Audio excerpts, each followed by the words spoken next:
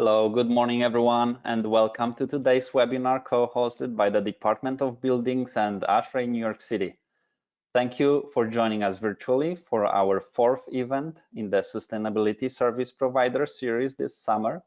And today we will focus on the aspects of beneficial electrification covered under Local Law 97. The next webinar is planned for September, so please stay tuned for future announcements. And as always, we have a lot of information to cover today. So next, before I introduce our speakers, I would like to inform you that this presentation is being recorded and will be made available online in the next few weeks. Second, we want to encourage everyone to ask questions in the chat window. So please take a moment to locate the chat on your control panel, and we will be glad to answer any questions during a brief Q&A session at the end of the webinar. Additionally, we are glad to offer 1 PDH and 1 AIA credit for this event. And for those of you requesting PDH, you just have to fill out the form shared in the chat. To obtain the AIA credit, please type in your name and email address in the chat. So again, for PDH, fill out the form, and for AIA, write your name and email address in the chat. If for some reason the chat does not work for you, please email your contact information to the email posted in the chat, which is mela.guzman@buildings.nyc.gov or education@ashraeny.org. And just a quick reminder that in order to receive the continued education credit, you have to stay until the end of the webinar, and we will be sharing a link to the presentation evaluation survey at the end of the webinar also. Any outstanding certificates from past events will be issued in the next couple of weeks. And I think that's all. So next, please allow me to introduce our speakers. Emily Hoffman and Jean Kim, which you should know by now. Both Jean and Emily presented for our chapter at these webinars recently, so we are really happy to welcome them again today. Emily Hoffman is currently serving as the Director of Building Energy and Emissions Performance at New York City Department of Buildings. Emily will oversee the implementation of Local Law 97 in New York City. Prior to this role, Emily served for nearly 10 years as the Director of Energy Code Compliance for DOB. She led first New York City-wide Energy Code Compliance program that has ensured compliance for over 20,000 new buildings to date. Jean Kim serves as the Deputy Director of Buildings, Energy and Emissions Audits at the New York City Department of Buildings. As a core member of the New York City Local Law 97 implementation team in the department, Jean is fully involved in developing the operational procedures, platforms, and instruments to administer Local Law 97 and to streamline the existing sustainability laws. We also have Denise Militanta with New York City Accelerator Service Provider, who will share a few things about the New York City Accelerator first. And then after Denise, we will have Emily and Jean present on today's topic, which is beneficial electrification. Hi, Denise. Please begin when you're ready. Thank you for joining us today. Thank you, Luke. Good morning, everybody. Thank you to ASHRAE and DOB for allowing us this opportunity to introduce New York City Accelerator Service Provider Program. My name is Denise Milianta. I am the Service Provider Specialist. We can go to the next slide. What is New York City Accelerator? This is a question that we often get asked on a regular basis. We are a city program designed and created to help building stakeholders control their costs, meet local law compliance, boost building performance, increase their energy savings with the ultimate goal of reducing carbon emissions across New York City buildings. New York City Accelerator is a program that also provides free technical guidance to help the market accelerate the transformation of how our current buildings are being operated and how new buildings are being built. New York City Accelerator does have a team of account managers who help identify building upgrade projects to building stakeholders that will help them meet the emission limits that have been established for them by Local Law 97. We also provide no-cost trainings, and we do support green workforce development as well. You can go to the next slide, please.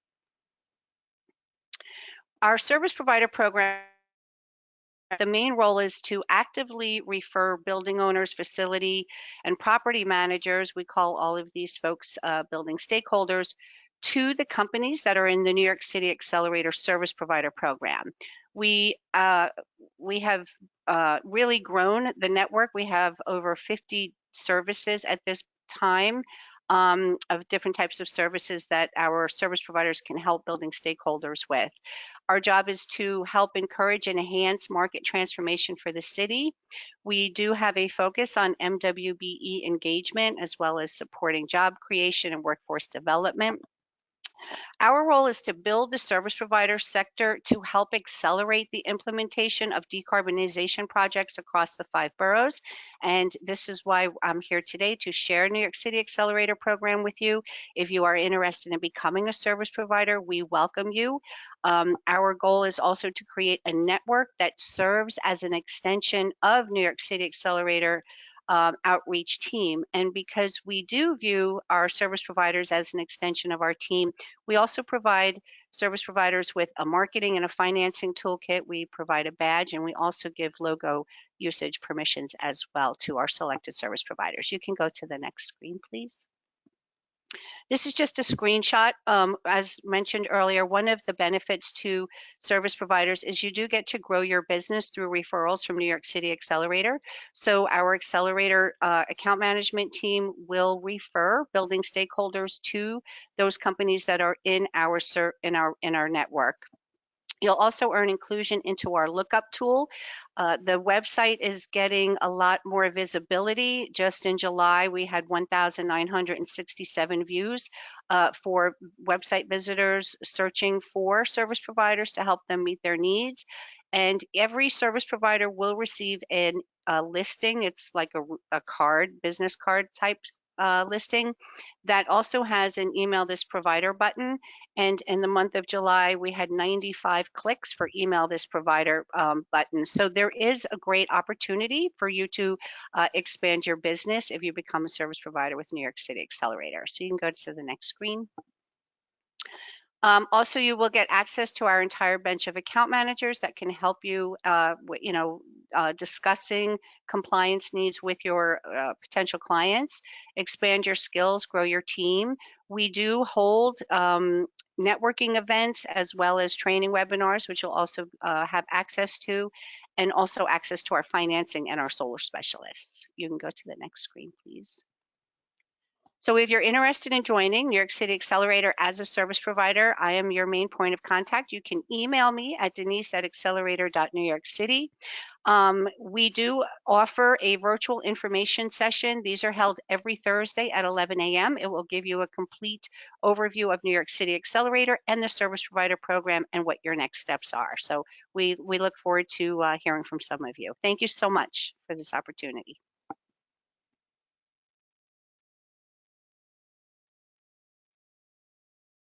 Okay, thank you, Denise. Thank you for that, and thank you again for ASHRAE for hosting this series of webinar events. Today we're going to be talking about beneficial electrification, and I'm Emily Hoppe, I'm the director of DOB. So as Luke mentioned, we do have AIA credits and PDH credits for this. If you're getting AIA credits, please put your name and email address in the chat, and we'll email your certificate. Today we're talking about beneficial electrification, and we're going to go through just high-level concepts and what that means, break down Rule 103-14 into all of the beneficial electrification requirements, reporting requirements, and determination of savings and things like that. So you can see the learning objectives. We'll walk through some examples as well of the deemed and metered approaches. Okay, so here's the agenda. I'm going to cover the overview of beneficial electrification, the requirements for qualifying equipment, and the banking of beneficial electrification savings. Jean will then cover the deemed versus metered approach, and we'll both cover example calculations and end with FAQ. Before we get started, I just want to let everybody know that DOB recently published an Article 320 information guide. So this is a plain language guide to requirements in Local Law 97. We will be adding to this guide, so this is a version 1 of it. As you can see on the right-hand side of the screen, beneficial electrification is highlighted under the deduction section. So you can use this presentation, read the guide, read the rules, and they're all intended to really just shed light on exactly what the requirement is and how to apply it to your building. If you have any questions at all, you can always email us at ghgemissions@buildings.nyc.gov. But this Article 320 information guide, the link is on the on the screen here, and you can find it on our website. Okay, so jumping into the overview of beneficial electrification.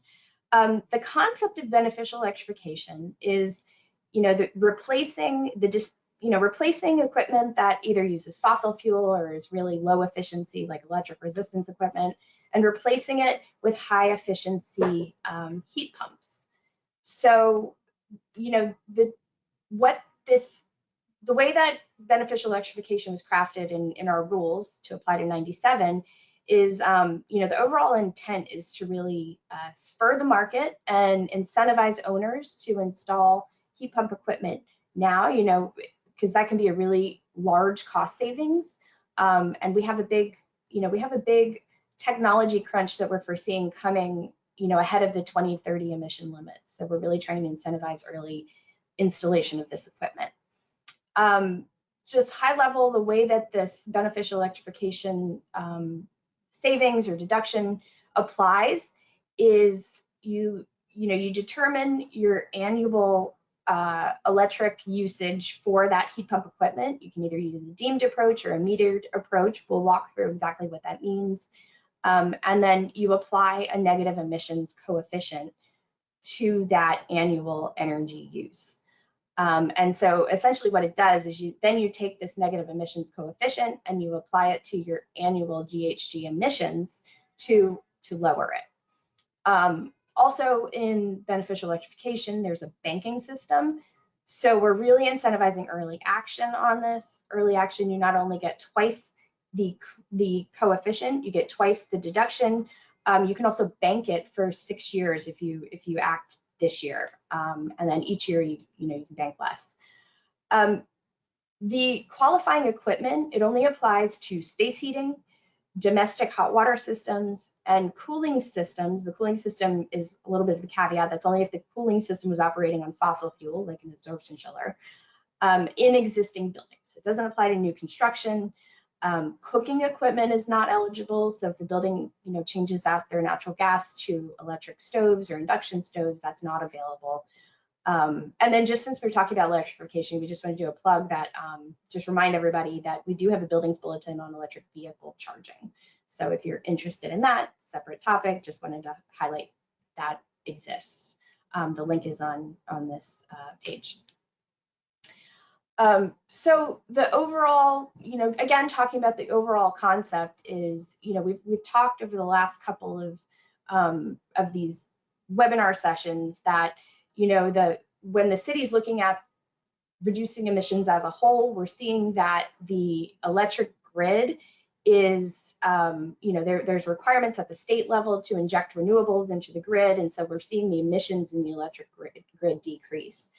At the same time, we're looking at, all of the buildings that are subject to 97 are looking at both reducing their emissions and moving away from fossil fuels. So this beneficial electrification credit or deduction, is intended to spur that action. So we're looking at spurring the market, accelerating equipment development. If you've been paying attention to, the different technologies that are happening with heat pump equipment and surface water heating equipment, there's a lot of things out there right now that Department of Energy is looking at.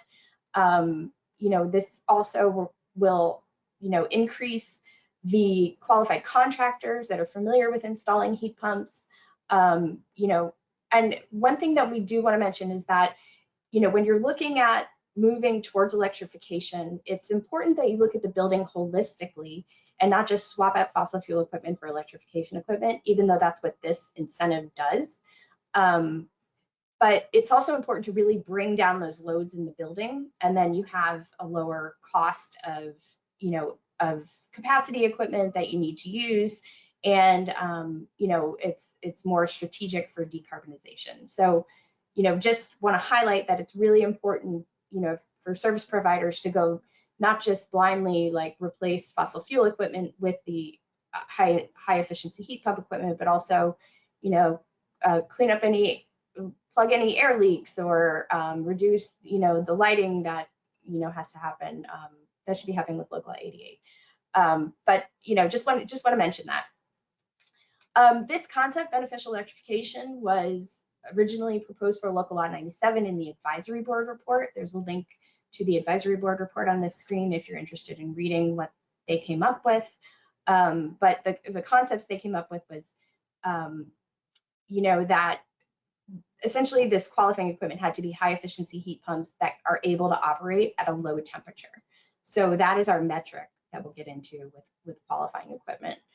Also, the mayor's office has put out this document called Power Up NYC, this report where they talk about strategic phasing and partial electrification in buildings. So we want to, you know, also bring awareness that you don't have to fully electrify the entire building to get this credit. You can do it in incremental stages that make more sense to the owner, you know, when it relates to their finances.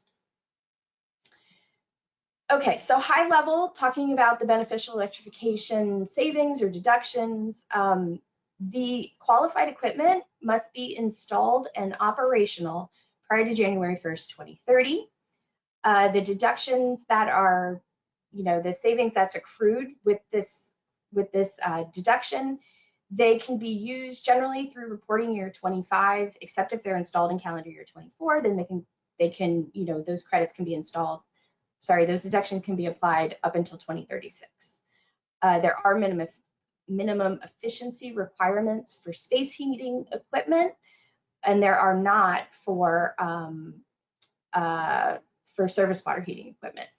There's certain types of equipment that are not deemed or not available to be used with this deemed approach, and we'll walk through that. But generally, high efficiency heat pump equipment, whether it's water service heat pump equipment, that will be, there's a metering requirement to be eligible for using that equipment. And again, I mentioned this before, this beneficial electrification does not apply to new buildings. So it's only incentivizing buildings to replace existing fossil fuel equipment. We have a new law and the energy code dealing with new construction, but you know, this is really just for existing buildings.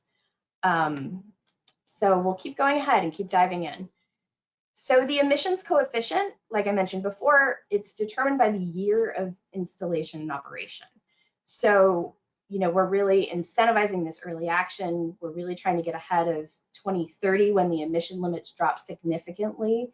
We mentioned this in the other presentation, but based on current benchmarking data, approximately 75% of buildings subject to Local Law 97 are not compliant in 2030. So we're going to have this big push of buildings looking at, you know, eliminating fossil fuel, going towards heat pumps. So we want to try to get ahead of that as well. So if your high efficiency heat pump equipment, qualified equipment is installed and operating prior to January 1st, 2027, the beneficial electrification deduction is this negative 0.0013 tons of carbon per kilowatt hour. If you install the equipment later in 2027 to 2029, you get half that credit. So, you know, it's really, again, incentivizing this early action. We'll have some examples on what that means and how you apply it. So jumping into the requirements, there are efficiency requirements for space heating, and that is an efficiency requirement is the 1.5 COP. And that 1.5 COP has to be, it's a rated efficiency determined by, you know, the manufacturer at an outdoor air temperature of 5 degrees or lower. So, and this differs from a typical like rating of heat pumps that you'll see.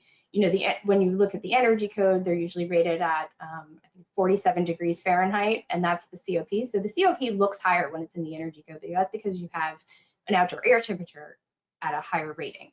So this equipment, to qualify, it has to be rated at this really low temperature at 5 degrees Fahrenheit or even lower, and have greater than 1.5 COP. For surface water heating equipment, we don't specify that you have to have any sort of minimum efficiency. It's only that a heat pump is used. So that's the criteria.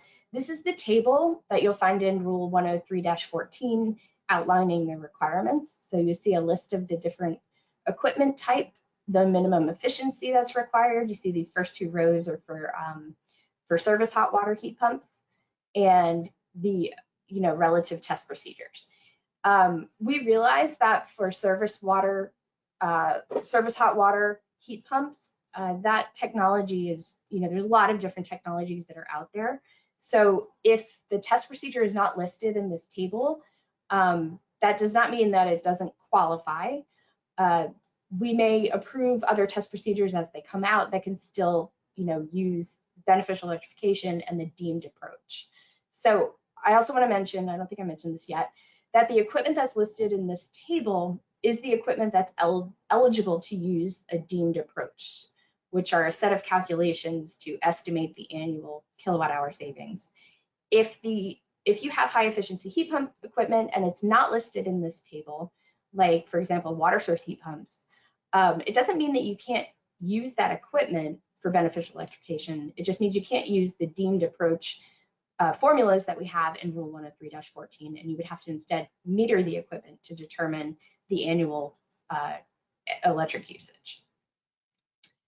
So in our information guide, we do have a list of some test procedures that we call them, we say if you have equipment that follows these test procedures, they're excluded equipment, meaning they can't use the deemed approach. So they could still use the beneficial electrification, the negative coefficient, but they wouldn't be able to use the deemed calculations.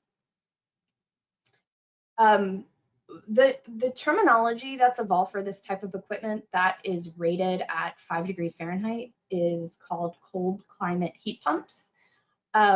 So it's a specific thing. It's newer to the market than traditional heat pumps, but there are many of them out there. And so what you'll see here are two links. One is to Energy Star rated or Energy Star database of cold climate heat pumps, and another database is NEEP, Northeast Energy Efficiency Partnership.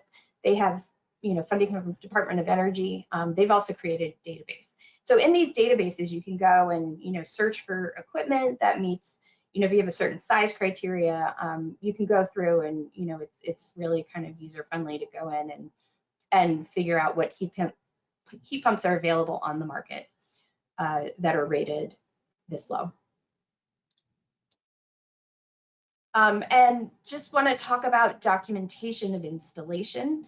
So equipment, we mentioned that the GHG savings or the deduction for beneficial electrification is highly dependent on when this equipment is installed and operational. And so how you will validate that to DOB is you either provide us with a letter of completion for the job or a certificate of compliance, and the certificate of compliance replace the equipment use permit.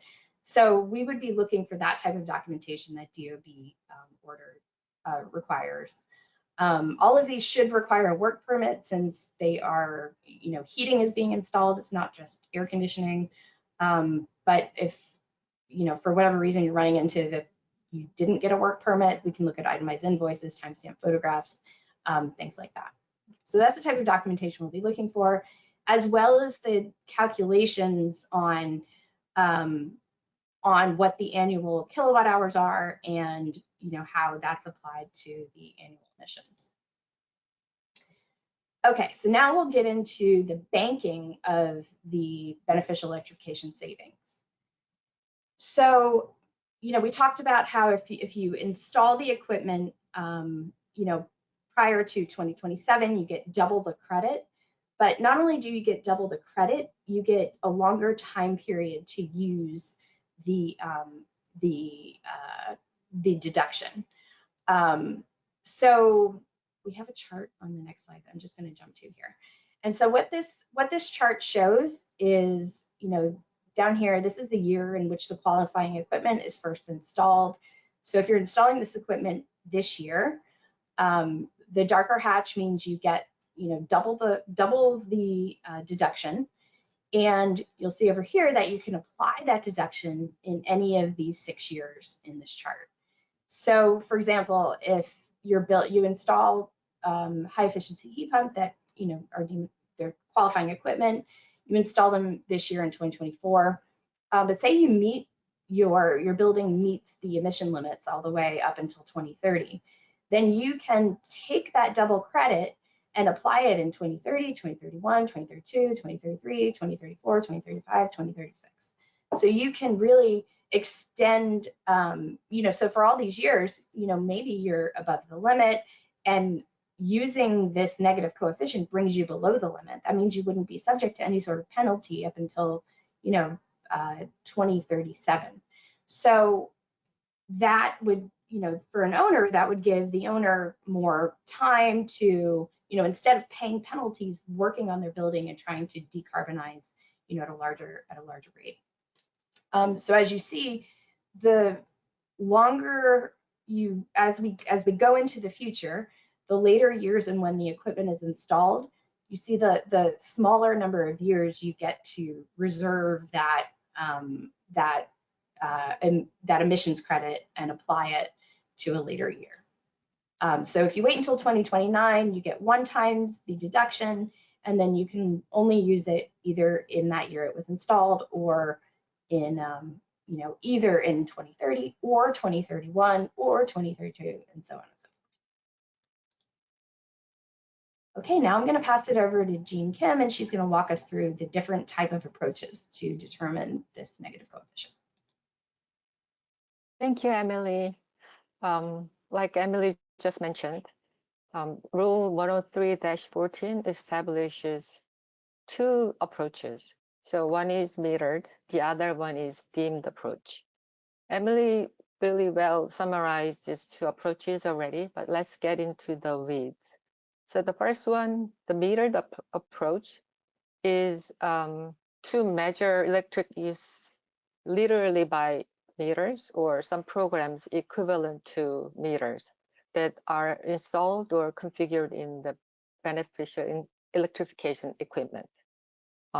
Complex installations are such as large heating equipment with rated heating capacity of 100 tons or greater, or equipment whose test procedures are not listed in this beneficial electrification definition table in the rule. So if you look at the table on the right, this table lists heat pump water heaters on the top 2 rows and air source heat pumps at the bottom 4 rows. And there are test procedures and minimum efficiencies for air source heat pumps. So the equipment that replace direct fossil use or very low electric resistance equipment that is not listed here, such as water source heat pumps or chillers, the owner has to use a metered approach for the equipment. So that means each equipment or the group of equipment together trying to get the beneficial electrification credit, they have to be metered. Also, even if the equipment is found here, so it is air source heat pumps, but the capacity is too big, it's over 100 tons, then it becomes complex installation. So if that's the case, the actual electricity use of the equipment has to be measured through meters or some equivalent programs. The equipment eligible for the deemed approach may actually use this metered approach if the owner prefers. For example, the equipment is water source heat pump, air source heat pump listed here, meeting the efficiency and test procedures, but the capacity is less than 100 tons. But the owner prefers going with the metered method. That would be totally acceptable. Can we have a next slide, please? So the metering requirements for this approach, the equipment has to be separately metered by utility or separately submetered by the owner, like with revenue grade power meters, or it has to be connected to energy tracking software, which must be configured to produce energy use data over the course of the tracking, the reporting year. So that's the requirement of the metering. And this approach requires certain documentation. So the owner has to document hourly, monthly, and total annual electricity consumption. And these records must be retained at least 6 years, because the department might request the records to owners later. So we need this documentation requirement for the metered approach. Next slide, please. So now we are moving to deemed electric use approach. So this methodology is basically to estimate the electricity consumption as opposed to actually metering and measuring actual electric energy use. So the electricity consumption is estimated based upon the equipment capacity, the average user demand based on the building type, year of installation, etc. And only certain sizes and types of equipment will qualify to use this deemed electric use approach. Like we saw in the table earlier, air source heat pumps or heat pump water heaters listed in the rule table, and they must meet the test procedures and minimum efficiencies. And also, it has to be less than 100-ton capacity. If it is larger than, it is 100 tons or greater, they are not allowed to use deemed approach. And the heating capacity here, please note that it has to be rated at outdoor air temperature of 5 degrees Fahrenheit. And then this, the benefit of the deemed electric use approach is that it doesn't need the separate meters for all the equipment that is trying to get the beneficial electrification credit. Can we get the next slide? So we have formula here, one for air source heat pumps on the left and heat pump water heaters on the right. So basically all this annual electric use using this beneficial electrification equipment, when they chose deemed approach, these formula have to be used to determine annual electric energy use associated with the air source heat pump used for space heating. So there are a couple of factors. The heating capacity of the air source heat pumps rated at the outside temperature of 5 degrees Fahrenheit, and equivalent full load hours, which we will get into details after this slide. So those are the parameters that determine annual electric energy use for air source heat pump when they chose the deemed approach. And to the right, we have the equation for heat pump water heaters. So the deemed approach water heater energy use associated with the heat pump water heaters, they are determined by a couple of parameters. First one is the daily hot water usage in gallons per day, and also heating capacity of the heat pump water heaters. And that the heating capacity is determined through another equation down below. So these are the two formula, and like I said, we only have formula for air source heat pumps and the heat pump water heaters. So if your equipment are not this type of equipment, you have to choose a metered approach, because deemed approach, we don't have formula for that at the moment. Next slide, please. So as discussed in the previous page, equivalent full load hours for heating is a very important factor that determines annual electric use of the air source heat pump. Heating EFLH, equivalent full load hours, they're the full load hours of heating for the occupancy type served by the air source heat pump pursuant to the department's guidance. And our current guidance is taken from the tables in the New York State Department of Public Service Technical Resource Manual, Appendix G. Please note, this Technical Resource Manual is typically updated yearly. So typically at the end of every year, they update and they put effective date of January 1st of the following year. So the data, the equivalent full load hours values we compiled here at the bottom, they are from the Technical Resource Manual version 11 that was issued last year, October 6, 2023, and it's effective January 1st this year. So it's important to note that for your 2024, calendar year 2024 emissions report, you just have to visit this TRM again and make sure you are using updated equivalent full load hours values. And so if you go to the Appendix G, there are actually a whole list of EFLH per location, per building type, per equipment type, etc.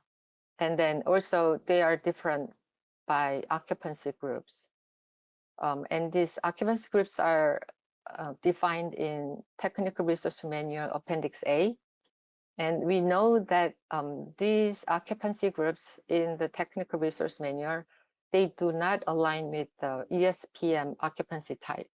So if you don't find the occupancy type that's applicable to your building, just use the other at the bottom right corner of the table, so that other will be acceptable at this time.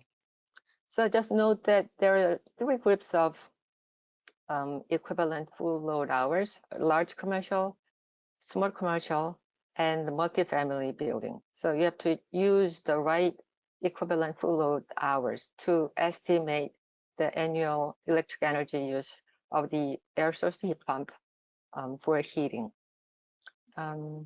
Next slide, please.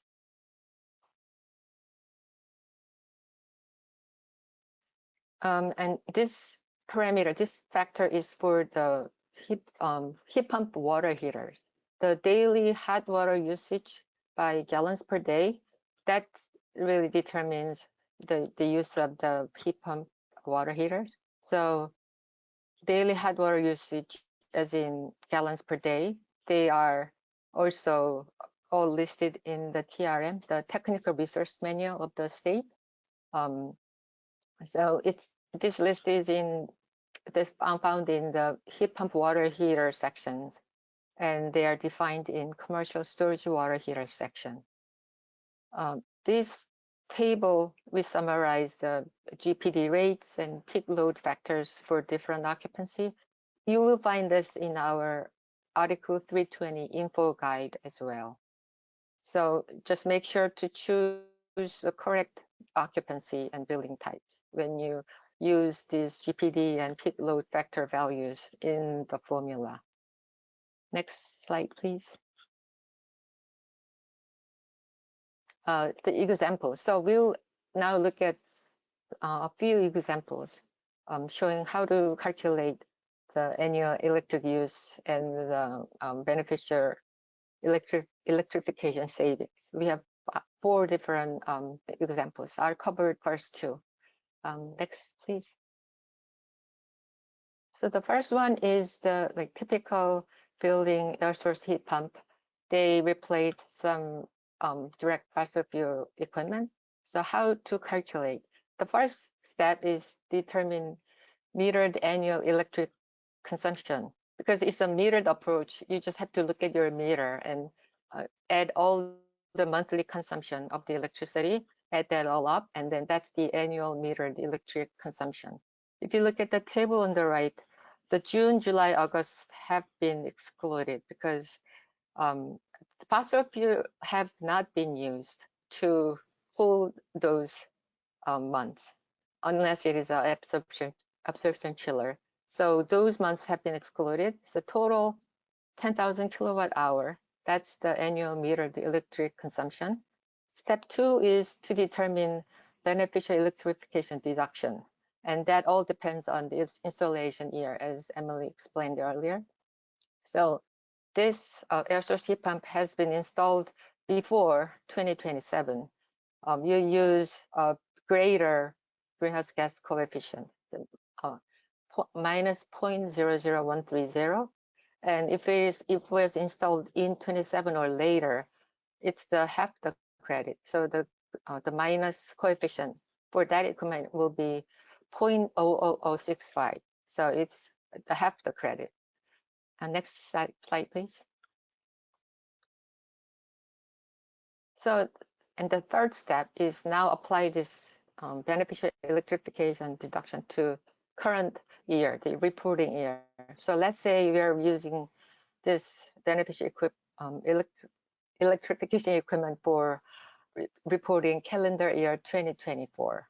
And we assume total emissions limit for, no, I'm not assuming, this limit is from the rule. So the calendar year 2024 through 2029, this building's emissions limit is 470 metric tons of carbon dioxide.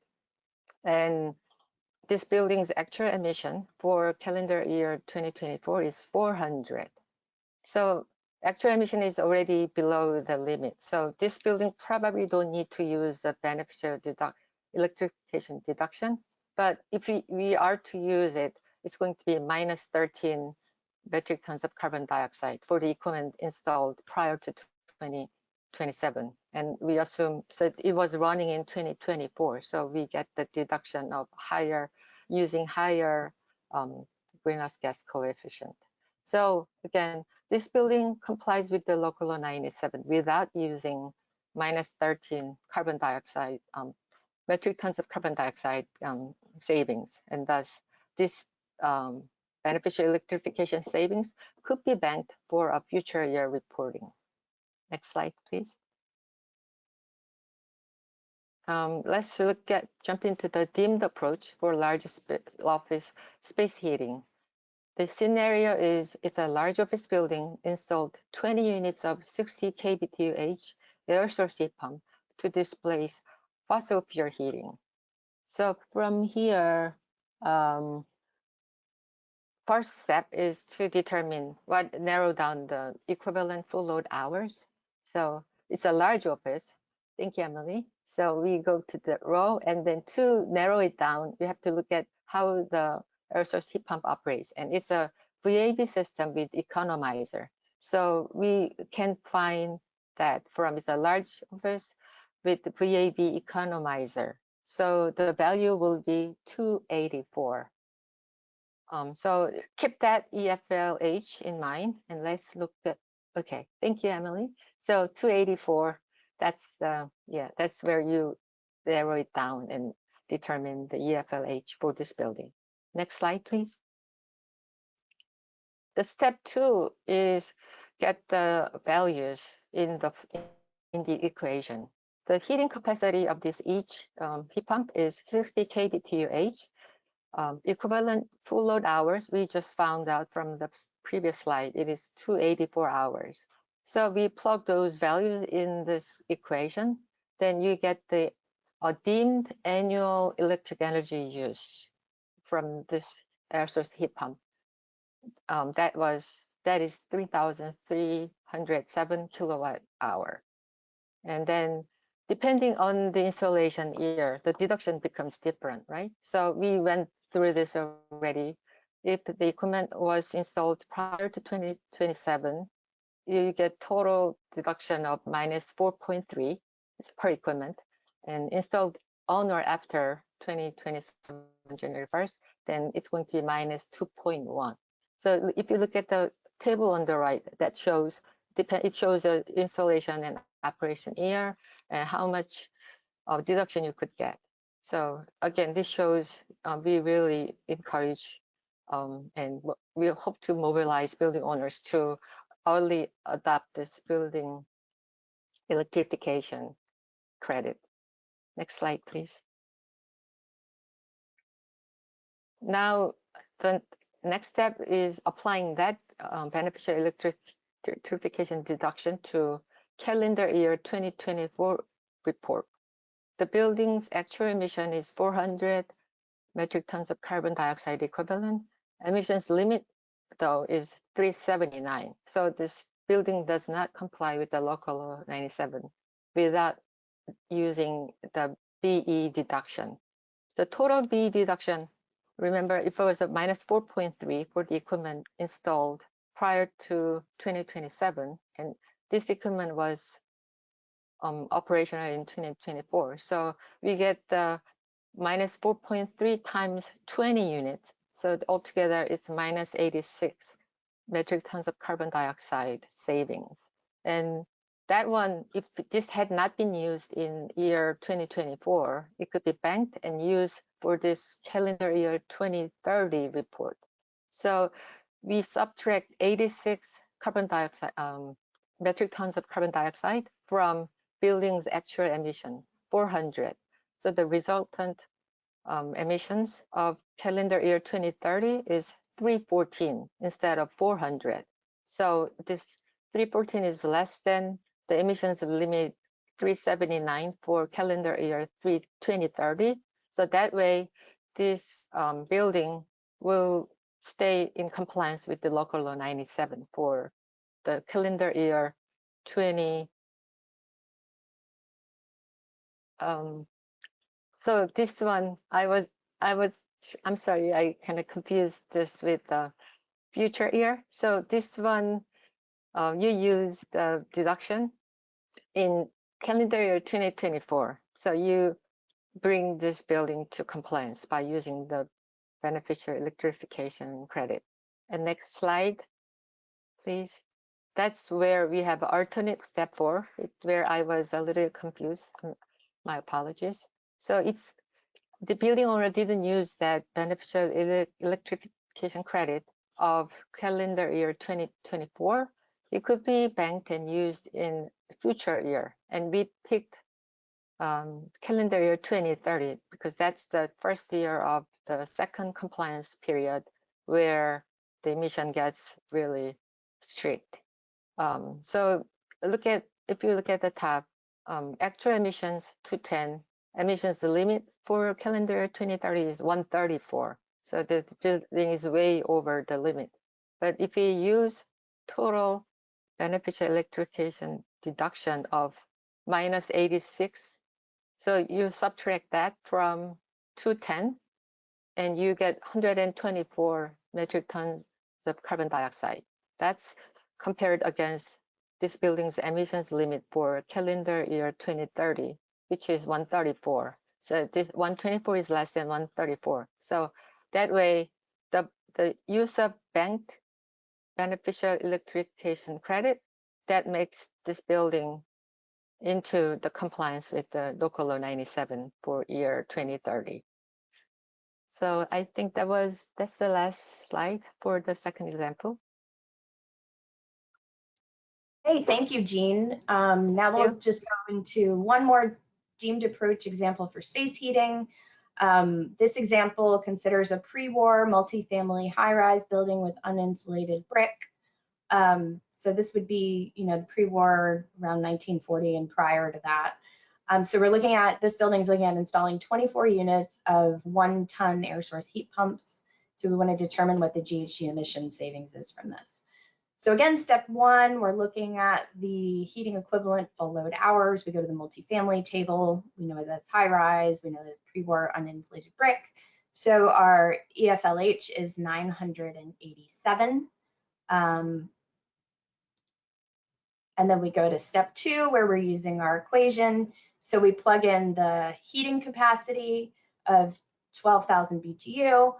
And just to note that this is the rated heating capacity at the 5 degrees Fahrenheit. And then we plug in this equation, the EFLH, that's the equivalent full load hours.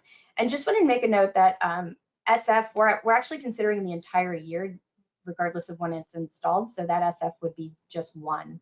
We're looking at cleaning that up in a rule change that's coming out shortly. And then step three, so after you do this equation, you get the annual kilowatt hours from these newly installed air source heat pumps. So you have 2299, and then you determine the beneficial electrification deduction based on the installation year. So if you're doing it prior to 2027, you take that 2299, multiply it by the negative coefficient of 0.0013, and you get you know, the GHG savings is 3 tons of carbon per unit, so per equipment. I think we said there were 20 of them, so you know, you would multiply by that by 20 to you know, get the total carbon savings. If this, you know, say if this equipment isn't installed until 2027 or later, you do the same calculation, you just have a different coefficient, and you get you know, half the carbon savings.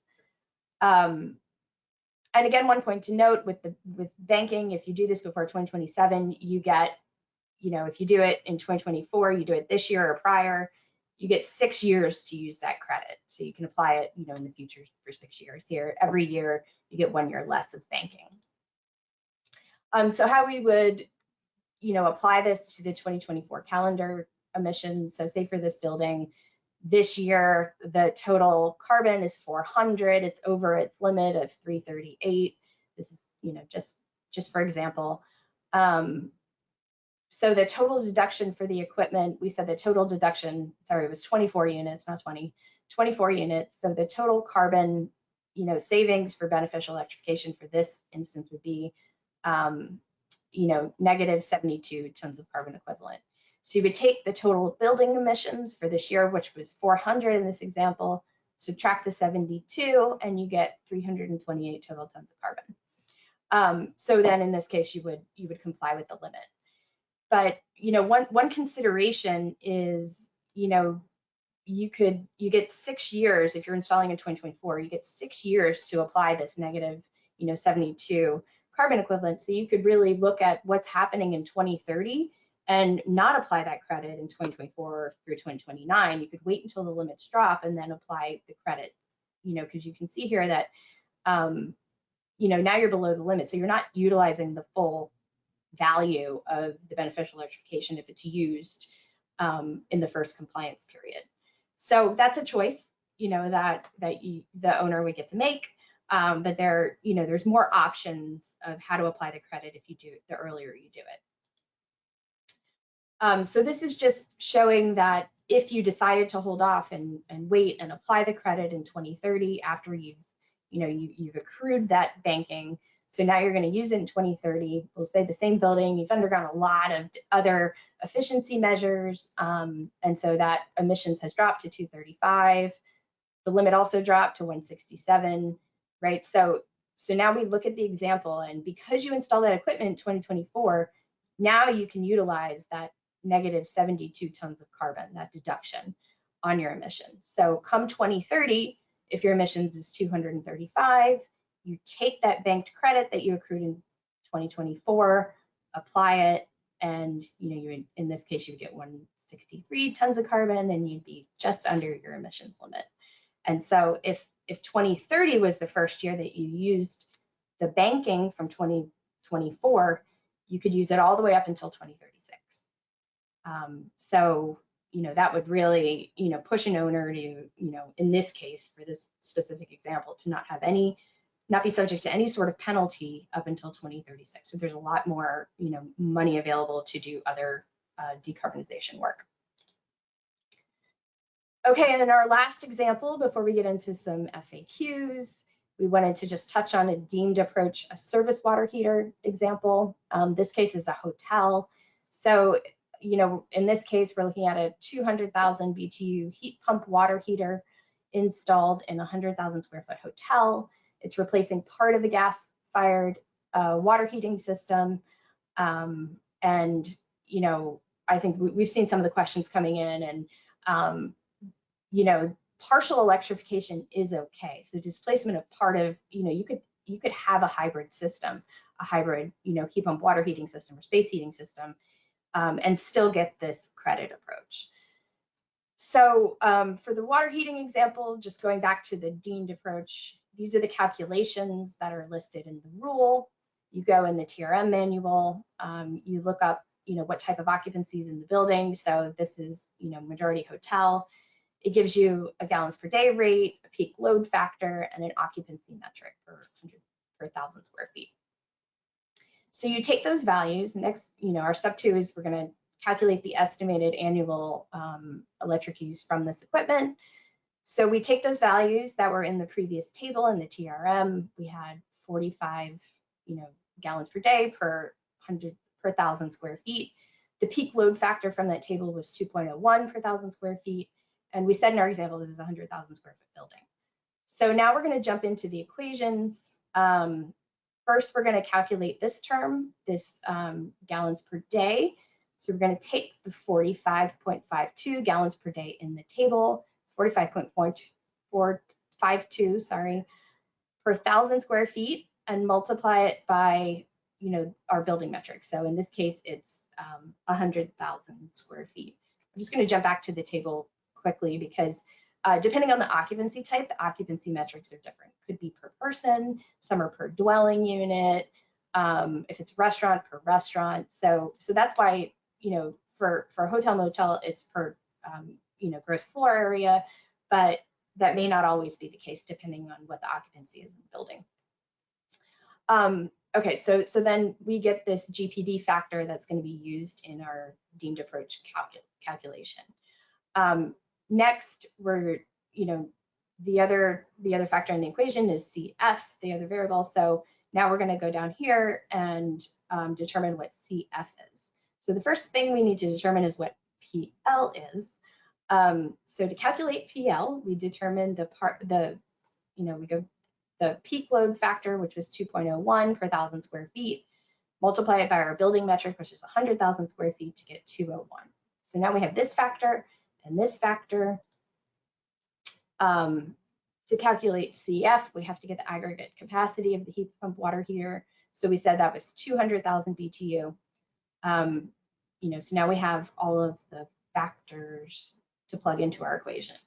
We calculate CF, we take the 200,000 BTU divided by that peak load, which was 201 from the previous slide, to get 0.995.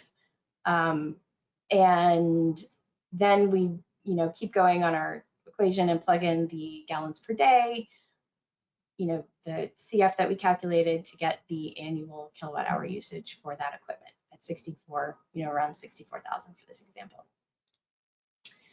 Our step 3 is determine the beneficial electrification deduction based on the installation year. So again, we're taking our negative coefficient, multiplying it by the annual kilowatt hours to get that, you know, that deduction, that beneficial electrification deduction. And again, if it's installed after 2027, it's half the deduction of that. So when we go to apply that to a building, we look at, in this case, we're going to have, you know, this sample building, we have our emissions is 700, well below our emissions limit of 987. We've calculated that this is our, you know, we have this, you know, negative, we have this deduction of negative 83 tons of carbon. So we don't need to apply this to meet our emissions limit, you know, in this year. So we're well below that limit. So in this case, you know, that's you know, clear that we don't want to apply the beneficial electrification credit now in the first compliance period, since well below the limit. So we would take that negative, we take that deduction and apply it to calendar year of 2030, when, in this example, we've done a lot of, retrofits. We're seeing our emissions dropped, but it didn't drop below the limit. So we're at 460 in this scenario with our limit at 385. And then if we take that 460, we subtract our beneficial electrification deduction. In this case, it would bring us below the limit.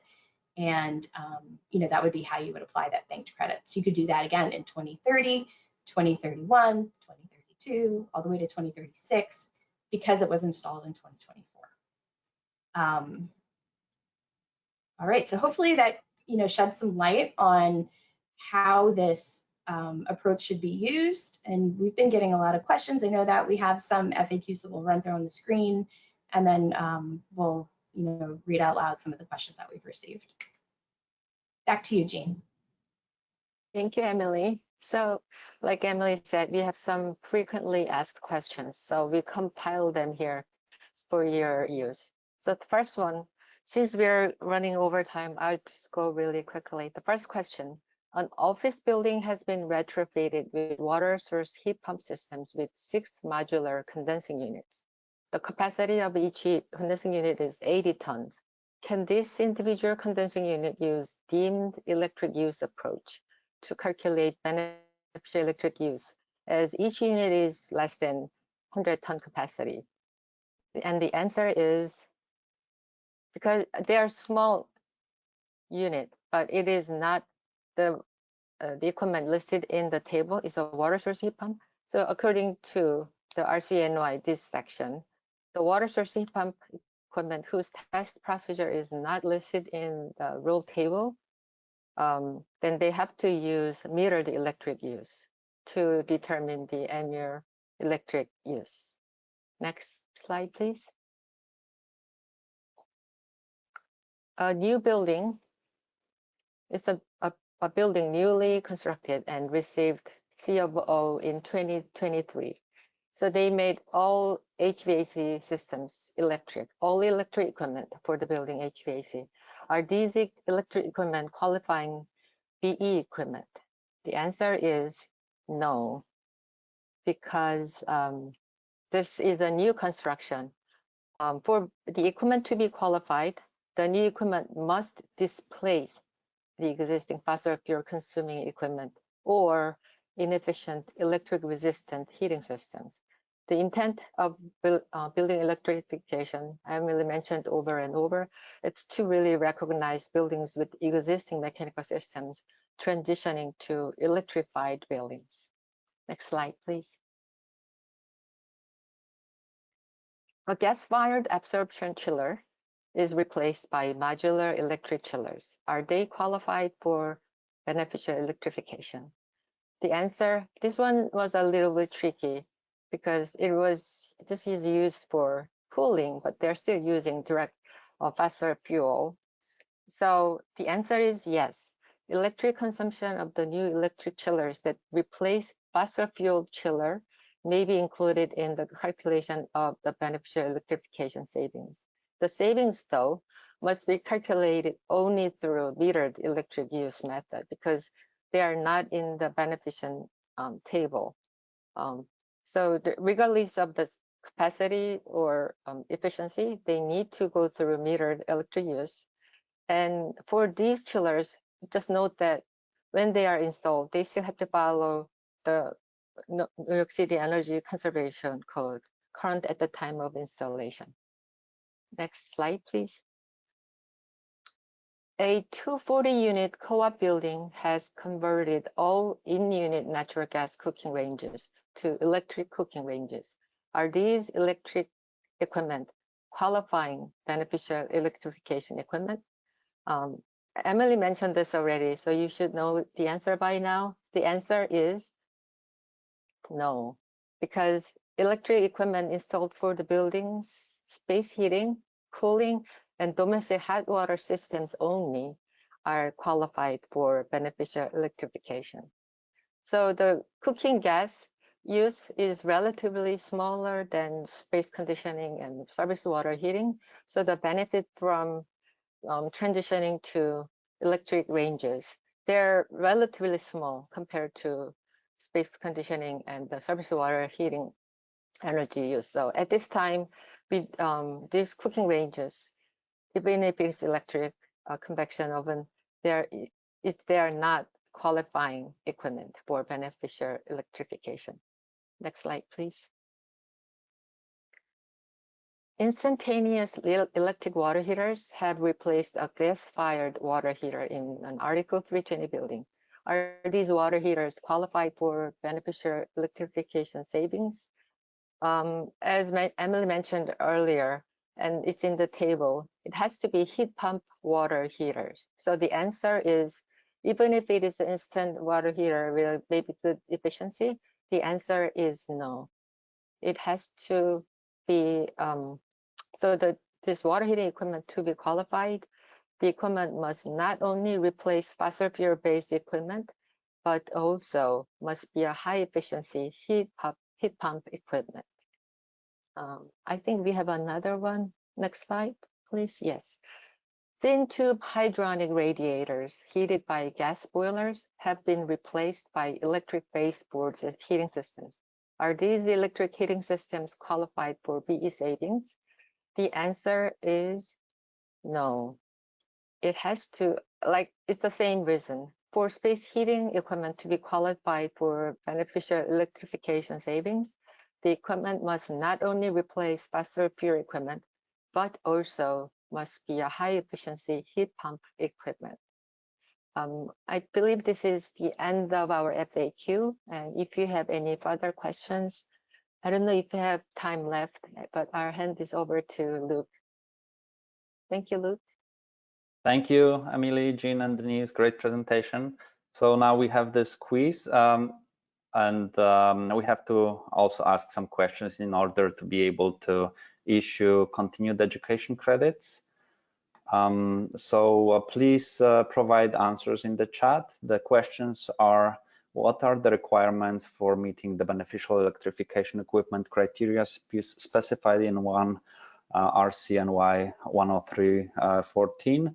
What is the difference between dimmed and metered approaches to qualifying annual electricity consumption of qualifying equipment? And how are the beneficial electrification savings banked for future years? And please provide your answers in the chat. We will leave our webinar active for another 2-3 minutes to allow everyone to answer the questions and click the links. So just a reminder, for PDH, please fill out the PDH form, and for AIA credit, please provide your name and email address in the chat. So we are also sharing the presentation evaluation link in the chat right now. So if you also have a minute, please fill it out and provide your feedback. And that's all for today. Thank you, Beth and Emily, Jean, Denise, Adam, Sophia, and everyone involved with organizing this event. Thank you for joining us this morning, and we hope to see you at our future events. Stay tuned and have a great day.